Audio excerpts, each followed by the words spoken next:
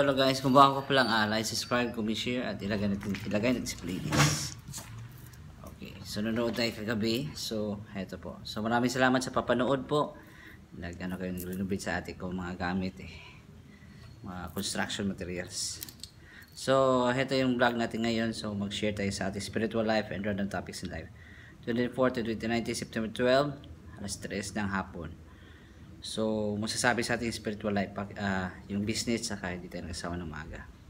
Saka financial. Kasi ito yung mga sasabi ko. Okay, 3 video siguro, 2. Yun lang din masasabi ko po guys, na maganda talaga na itong pinanood nyo, walang parehan itong ganitong video. Excuse me, na all around na compacted all around, may result, may situation, may story, lahat. Totoo ito mga sinasabi ko. Hindi tayo magbibawan, magbibiro at magjo-joke dito ni YouTube. So,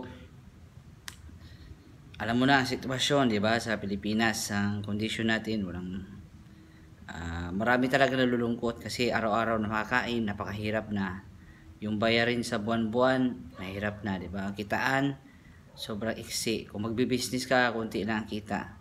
So, yun ang dahilan na madaraming nagsasarado din. Mahal ang mga bilihin at mahal ang sitwasyon. Kung sa pag-aaral mo pa nahirapan ka na, lalo na ang business. Pupunta ka sa business, mga sailings, at saka sa work, sa school, mahirap talaga. So, every piso na kinita natin, napakahalaga yan. Ako, bare-bare lang inipon ko dito Pero kahit konti lang guys, basta wala kang bisyo, meron talaga kang maipon at disiplina.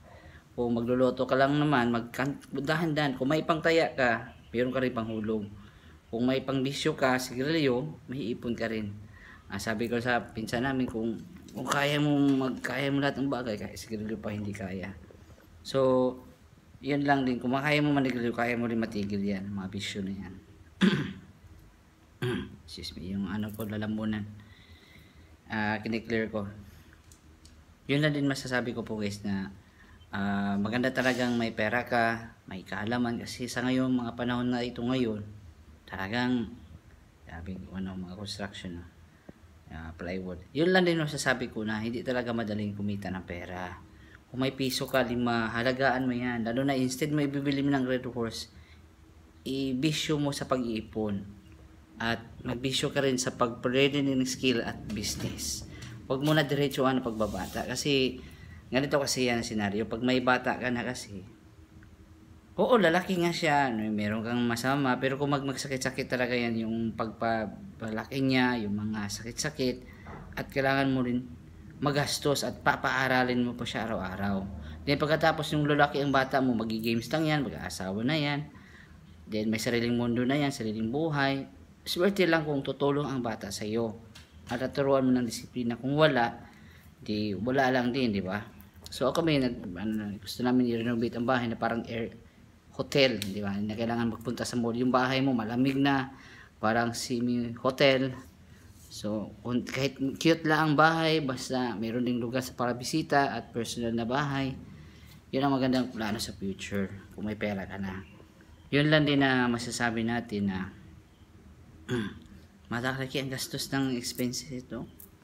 500k siguro. Laki na ang gastos na ng ate ko. Pero ubos-ubos nga ang $piso Yun lang din na talagang mahal talaga sa Pilipinas. So kung bibili ng mga construction, mga ganito, yung modular na bahay, yung mga bakal, lagyan na ng ground para sa mga kuryente or sa kidlat. So yun lang din na talagang one step ahead, one step at a time. One step ahead or a time. Isa-isa lang talaga sa isang sitwasyon. Hindi mo pwede biglaan kasi estudyante ka pa, nag-aaral ka pa. Hoping tayo na pag-graduate ay kagandang buhay natin, makatrabaho. Hindi din ganun kadali ang trabaho. Hindi din ganun kadali ang mag-iipon. Pero madali ang magbisyo. Magawa ng kalokohan, magdodroga doon, magkabata ng maaga, o magkajowa ng may bisyo na babae or immature. Madali lang. Pero yung i-fix mo yung sitwasyon, mahirap yan. Iayos mo yung sitwasyon. Hindi talaga siya madali. It's not an easy task na gagawin mo ito, ganito. Madali lang sila kasi nung nagka-problema kasi tayo, minamadali kasi natin lahat. Hindi natin dinadahan-dahan na mag-iipon muna. Habang ka nag-iipon, nagtatrabaho o nag-negosyo, mag-aral ka rin paano mo hanapin ang the right one para sa'yo. Sa akin, di talaga pala bisyo. Mahirap din hinahanap ko, religious, saka mabait, sipag at saka negosyante. Napakahirap yan hanapin yung goal ko. Pero alam ko naman na yung paano ka maging confident sa sarili mo, hindi ka magkasakit. It's another story. Iba-iba yung mga story. Pero ito lang problema ko. Kung nag-asawa pa ko noon, di ko pa naayos yung situation ko. Ibalik natin sa time machine, back in time, di ba? Yung Hey Doc, di ba? Yung mga ibalik natin sa time machine o ibalik. Parang nagawa natin ng pelikula sa isip. Kung ibalik mo siya sa panahon na gumawa ka ng hindi tama, bisyo-bisyo doon, bili ka ng bili ng gusto mo, hindi tayo nag-iipon, hindi tayo naghahanda sa buhay, siyempre, alam mo na, ang magkakasakit, napakamahal ang gastos. Mahal. Tapos, ang kitaan mo napakaliit ang kita. Yun ang reality sa Pilipinas. Sobra mong trabaho mo, paghihirap mo, pagtatrabaho para kumita ka, para bayarin sa mga pagkain mo, sa tubig, kuryente, mga pagkain mo, mga upa. Yung hanggang doon lang talagang trabaho mo. Kung sa reality ko, huwag mo iubos sa loto yung ano mo, sa sabong, is dahan-dahan talaga siya. Kasi nung kabataan kasi natin, hindi natin alam. At yung magulang natin, hindi din nila alam. Or they don't know. Hindi nila alam talaga. Yun lang masakit na katotohanan na tayo ay biktima. Resulta lang tayo sa mga desisyon sa ating mga magulang. Wala namang magulang na perfect. Pero nakita dito sa kapitbahay namin dito na kahit mayaman ka, hindi naman ngayon ang mga adik is mahirap lang. Pati mga mayayaman. Na yung anak nila, grabing pakahirap. Yung nanay tatay nila din naging adik-adik lang. Yung mga kabataan kasi yung ginagamit sa mga runner, sa mga drug lord Yun ang nakakatakot talaga ngayon. Pag may bata ko sa future times, yun ang delikado talaga. Pag mapaaga ka na hindi ka handa. Parang gira kasi yung may bata Pag yun ang kawawa dyan mga kabataan. Na sigaw-sigaw lang, di marunong. Talent yan ang mag-explain ng bata. Pabasahin mo yan, i-training, i-practice. Hindi yan ganun kadali na, basta may bata lang ako, nag-jowa na ako doon, nag-scandal ka lang mi doon. Tapos may bata na kami din, magtatrabaho lang ako, ganun lang ba kadali? Parang normal lang, di ba? Parang walang problema. Pero hindi siya ganun kadali. It's not easy, di ba? Example, magkasakit ang bata, magdingge-dingge. Magdangyan na yan, 30,000 yan. Saan ka mag-ipon para pang-ipon mo? Di plus ang tao ngayon may bisyo pa. Tapos sa mga kain natin ngayon, kunti na lang kakainin mo, wala ka na panahon magkain ng prutas, gulay. Tapos mahal ang bilihin, di ba? So ang iba nangyari, nagtitipid na sa mga tuyo, sa mga dried fish, sa mga itlog, sa karne, di ba? May pangbisyong sila, sabihin nilang mahirap sila, meron pang extra silang sigarilyo at alak. Siyempre, ang budget natin mahirap na din kasi may iba mag-chicks pa doon, ang extra pa talaga, magdodroga pa. Kasi isip nila na ang droga, madaling pera. Madali nga siya pero madali din yung buhay mo. Sinisira mo rin siya. Once na makapasok ka na dyan sa droga, hindi ka na talaga makaalis dyan. Para ka lang asong nakatali. Di ba? Sa bisyo. Yun lang din, nakawawa ka talaga. Pagkatapos, wala pa tayong idea. Busy tayo kasi may bata tayo. Nagbibisyo tayo kasi stress ka. Pumunta ka sa doktor, mag-ipon ka. Kasi stress kasi kulang sa mga kinakain niya, unhealthy foods, mga white rice pa, wala pang brown rice, wala pa sing panahon. Pero about sa mga bisyo, mga mobile games, sa pagchichicks doon, yun ang formula or yun ang seed ng kamalasan or disgrasya. Or nagre-repair kasi sa bahay dito. Yun ang simula, the beginning of the problem. Tapos hindi pa tayo marunong sa financial management.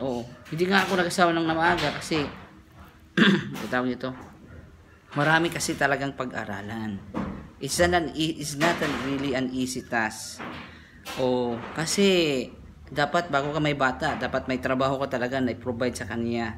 Dapat mayroon kang alam paano mo i-monitor ang anak mo, bata mo, paano mo turuan, paano mo impluwensyahan. Dapat may bahay kang tirahan or i-afford na i-renta. Katapos ngayon, ipapaaralin mo talagang bata, magastos. Kung gumastos ka ngayon sa sarili mo, nahirapan ka na, times 10 ang gasto mo to 20 times. Kasi marami kang gagastusin. So, bali, in short, bisa kahit may sweldo ka o trabaho, short din ang pera mo, budget.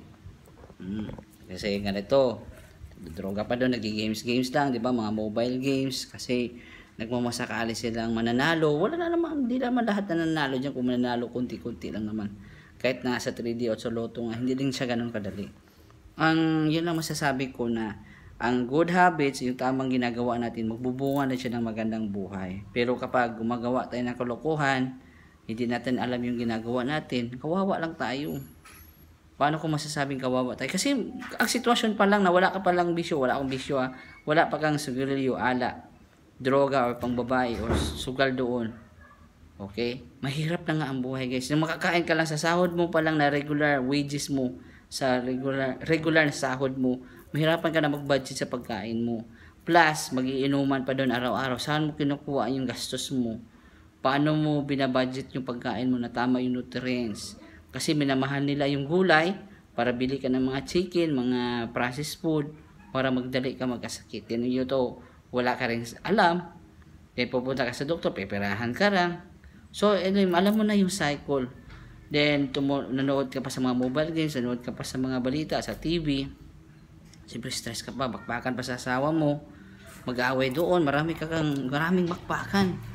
Kasi dito lang tayo, nakikitira lang tayo sa atin ko. Ganito lang ang sitwasyon natin. Mahirap nga talaga. Hindi din siya ganun kadali. So, kung hindi pa kasawa ng umaga, wala talaga kung magamit. Ando na sa bata mo, sa anak mo na lahat. Siguraduhin mo na yung anak mo, malapit kayo, close kayo. At na-provide mo yung needs niya instead na ibisyo mo. Kasi yung bata mo, nandun lahat ang pera mo. Minamagnet niya. Plus yung linta mo pang bisyo, yun ang hihigop sa pera mo. Pag wala kang pera, hindi i-improve yung buhay mo. Plus, yung kaalaman, babayarin mo yan sa libro. Bibilhin mo pa yun. Everything it takes time and expensive. Yung kung ngayon, kung wala kang kaalaman yung pera mo, kahit bundok-bundok pa yan, wala lang yan. Hindi rin marirescue sa doktor yan. So, masasabi natin, daddy, excuse, yun lang din na pera mo, wala lang, mawawala, as in, wala lang, mangyayaring wala lang. So, ikaw na, parang nabuhay lang tayo na, nabuhay lang sa mundo, parang walang meaning, walang dahilan or saysay. Nagpakahirap tayo dito sa mga pagkain ito, sa mga vlog. Yun lang din na, yun talaga kailangan natin na kaalaman. Wisdom. Daddy, yun lang din na kung tayo ay wala tayong kaalaman, kawawa lang talagang ending natin. Maniwala ka man sa akin o hindi tayo na nakakot dito, magsasabi lang tayo ng katotohanan. Yun talaga na, it's not an easy task. Kung nahirapan ka na sa school work mo, lalo na sa pamilya mo, kasi ang expenses dyan, yung gastos, bungga talaga yan. Yun na talaga kailangan mo ng maraming pera o mahabang pag-iipon at marakas at matagal na panahon na pagninegosyo bago ka napapasok dun sa pag-asawa. Kasi dahilan talaga ng mga problema dyan, wala talaga kang pera. Papatuloy natin sa ating next video. Like, subscribe, comment, share, love you, peace, love you all. Thank you po.